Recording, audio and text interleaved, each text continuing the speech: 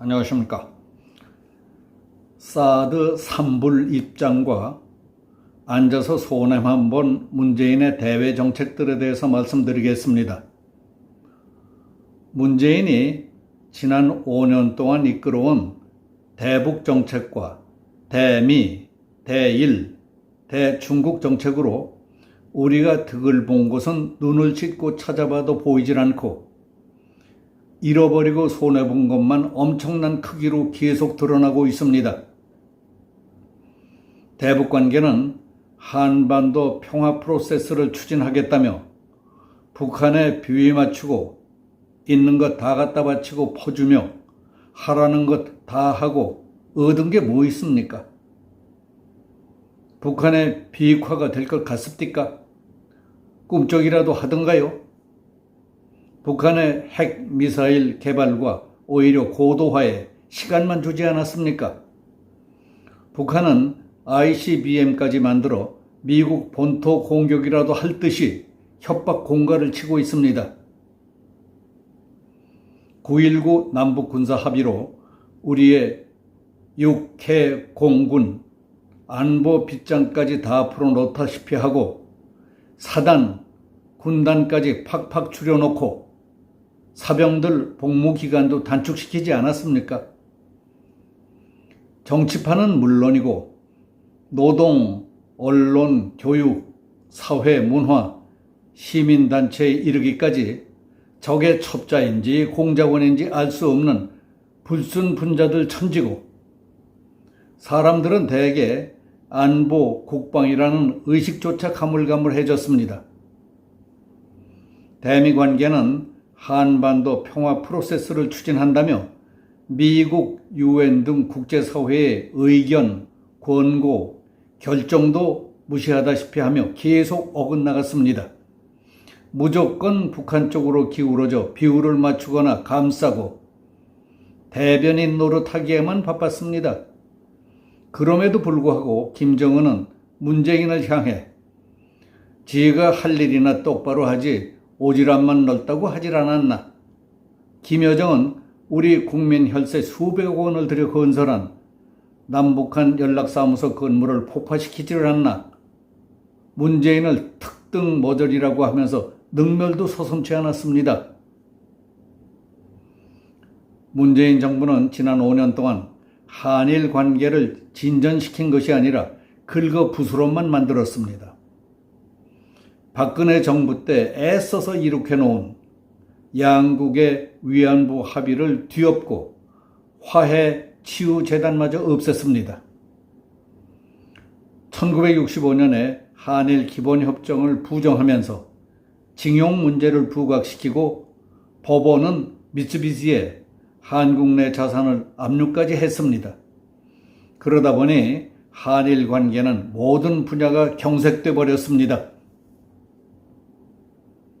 한일 관계가 틀어지면 한미 관계도 틀어지기 때문에 북한으로서는 한일 관계는 어떤 면에서 한미 관계보다 더 중요하게 여기고 와해 공작에 공을 들이고 있습니다. 그런 걸 아는지 모르는지 청와대가 앞장서서 죽창가를 퍼뜨리고 일본 제품 불매운동을 벌였던 것이 잘한 일입니까?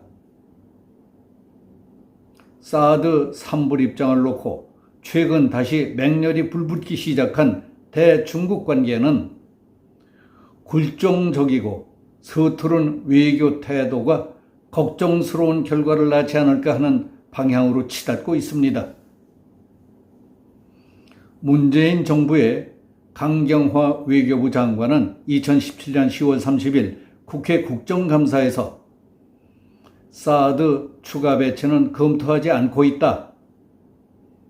미국의 미사일 방어 체계에 참여하지 않는다는 기존 입장에 변화가 없다. 한미일 안보 협력이 군사동맹으로 발전하지는 않을 것이라고 말했습니다. 필수 요원들만 알고 있어야 할 외교 비밀을 국회에서 까발려 놓으니 문제가 안 되겠습니까? 그 다음 날은 한중 양국이 모든 분야의 교류 협력을 정상적으로 조속히 회복시켜 나가기로 했다고 발표한 것을 볼 때 중국이 그동안에 무슨 수를 썼나 하는 우려를 갖게 했습니다. 당시 사드 3불 입장은 우리의 외교권과 자주권을 포기한 굴욕적 약속이며 미국과 중국에 대한 문 정권의 전략적 모호성을 명시적으로 보여주는 것으로 앞으로 우리 안보에 재앙적 결과를 가져올 것이라는 부정적 여론과 우려들이 많았습니다. 문 정권 고위 인사들은 사드 3불은 한중 양국 간의 약속이나 합의가 아니며 정부의 기존 입장을 설명한 것일 뿐이라고 변명했습니다. 그러나 중국은 사드 3불이 양국 간 약속이었다고 계속 어거지를 부리기 시작했습니다. 중국은 2020년 10월 외교부 대변인 브리핑에서 한국과 중국은 2017년 10월 사드 문제 단계적 처리에 합의했다며 사드의 최종적 폐기를 압박했습니다. 이게 언제 어디서 잘못된 것인지 펄쩍 뛸 일 아닙니까? 윤석열 대통령은 대선 후보 때부터 사드 3불 정책의 철회를 분명히 했습니다. 사드 배치는 명백히 우리 주권적 영역이다. 중국이 사드 배치 철회를 주장하려면 자기 나라 국경 가까이에 배치한 장거리 레이더 먼저 철수해야 한다고 강조했습니다. 그러자 싱하이밍 주한 중국 대사는 사드는 중국의 안보 이익을 심각하게 훼손했고 중국 인민들이 불안감을 느끼고 있다고 반발했습니다. 윤석열 정부의 박진 외교부 장관은 지난 7월 25일 국회 대정부 질문에서 3불 정책은 우리가 중국과 약속하거나 합의한 것이 아니라 우리 입장을 설명한 것으로 안다. 우리 안보 주권과 관련한 사안이기 때문에 당연히 우리 판단으로 결론을 내려야 하는 것이다. 중국이 한국과 약속했으니 지키라고 하는 것은 받아들이기 어렵다고 말했습니다. 박 장관은 북핵 문제가 악화되고 있는 현실을 강조하면서 북한의 핵과 미사일의 위협이 고조되고 있는 지금 중국은 3불 정책을 주장할 것이 아니라 북한의 비핵화를 위해서 건설적인 역할을 하는 것이 더 중요하다고 생각한다고 말했습니다. 이에 대해 중국 정부는 윤석열 정부를 겨냥해 사드 3불 정책 유지를 공개적으로 요구했습니다.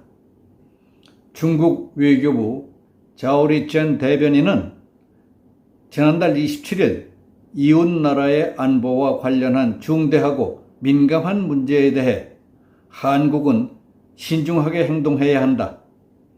어느 당이 집권하든 대내적으로 어떤 정치적 필요가 있든 대외 정책은 기본적인 연속성을 유지하는 것이 역사와 자신에 대한 존중이자 이웃 간 소통의 도리라고 압박했습니다. 중국의 관영 매체들도 한국의 사드 3불은 약속이라며 압박했습니다. 이와 같은 중국의 강압적인 태도에 대해 미국 정부는 사드의 미래 배치와 관련되는 어떠한 결정도 한미 두 나라의 합의에 따라 결정되는 것이라는 입장을 분명히 했습니다. 마틴 메이너스 미 국방부 대변인은 중국의 사드 3불 유지 요구와 관련한 미국의 소리 VOA 방송의 논평 요청에 대해 사드에 관한 어떠한 결정도 한미 두 나라가 합의하기에 달린 것이라는 점을 강조했습니다.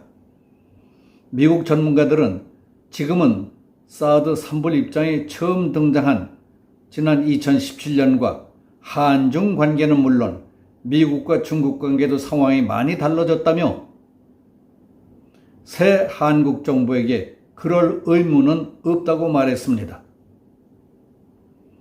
이처럼 사드 3불 입장을 둘러싸고 한중 두 나라 사이의 견해 차이가 큰 만큼 안보 외교상 쉽지 않은 과제가 될 것이 아닌가 걱정이 됩니다.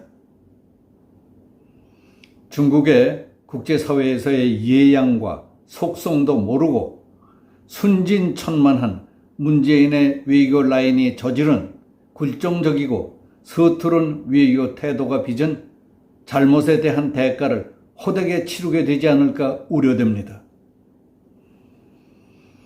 여기서 마치겠습니다. 감사합니다.